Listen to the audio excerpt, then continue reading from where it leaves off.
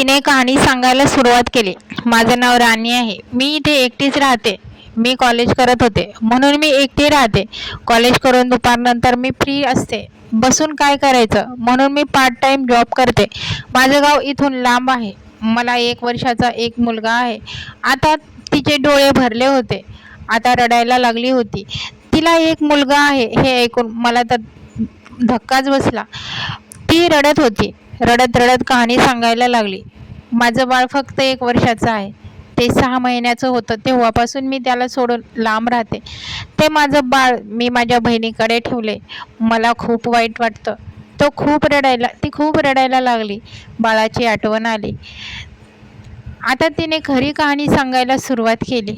पण मला असं वाटायला लागलं देवाने माझी भेट योग्य व्यक्तीशी केली. तिलाही आधाराची गरज आहे आणि मलाही आधाराची गरज आहे. ती म्हणाली, मी कॉलेज करत असताना माझं एका मुलावर प्रेम होतं. त्याचं प्रेम होतं. आम्ही दोघे खूप दिवसापासून बोलायचो, भेटायचो. आम्ही लग्न करायचं ठरवलं, पण दोघांच्या घरच्यांचा नकार. आम्ही पळून गेलो. हो नाही, ती चूक आमच्याकडून झाली.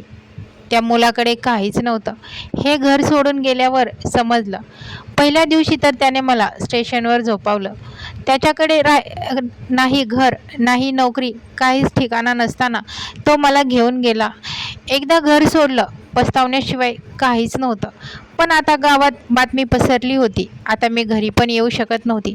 महिना त्याने तिकडे इकडे काढला. कधी स्टेशनला बसून तर कधी मित्रांच्या घरी. शेवटी मी माझ्या मैत्रिणीला सांगून एक रूम घेतली भाड्याने. त्यामध्ये फक्त एक अंघोळीसाठी बकेट आणि एक चादर होती. आमच्याकडे कपडे पण नाही, भांडे नाही, काहीच नव्हतं. काम नव्हतं, पैसा नव्हता. उपाशी राहायचो. शेवटी मीच काम पाहिलं. मी कामाला जायला लागले आणि तो घरी झोपून राहायचा. मी खूप मोठी चूक केली होती, पण आता काय करणार. हळूहळू मी भांडे घेतले, घरात सामान घेतलं. पण त्याने कुठे काम नाही पाहिलं.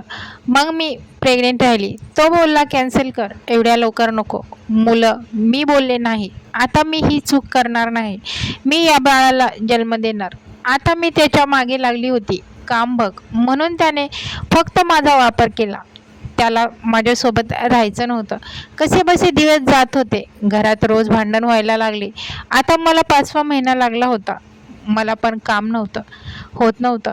हॉस्पिटल दवाखान्याचा खर्च वाढला होता, तरी कामाला जायचं नाव घेत नव्हता. मला 8वा महिना लागला. डॉक्टरांनी माझं सीझर होईल सांगितलं. आता तो घाबरला होता. एवढा पैसा आणणार कुठून.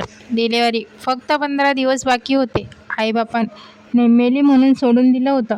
पैसे नव्हते. हा माणूस काम बघत नव्हता. आता मला ॲडमिट व्हायची वेळ आली होती. मला बोलला, मी एका ठिकाणी काम पाहिलं आहे, मी तिथे जातो. ॲडव्हान्स 50,000 देतो बोललाय मालक. तो घेऊन येतो, मग तुझं ऑपरेशन करू म्हणून मला सोडून गेला. 1 दिवस झाले, 2 दिवस झाले, 8 दिवस झाले. माझे दिवस पूर्ण भरले. मला एक फोनही नाही. मी दिवस रात्र फोन करत होते. माझा एकही फोन उचलत नव्हता. मी मेसेज करायचे, एकही मेसेजचा रिप्लाय येत नव्हता. दिवस भरून गेले. काय करू समजत नव्हते. कुठे जाऊ, कोणाला आवाज देऊ. सगळीकडे फोन केले, कोणी फोन देत नव्हतं. समजत नव्हतं एवढं मोठं पोट घेऊन जाणार कुठे. पैसे नाही, आधार नाही. अचानक माझ्या पोटात दुखायला लागलं. त्याला मी एवढे फोन मेसेज केले, पण एकही मेसेजचा रिप्लाय नाही.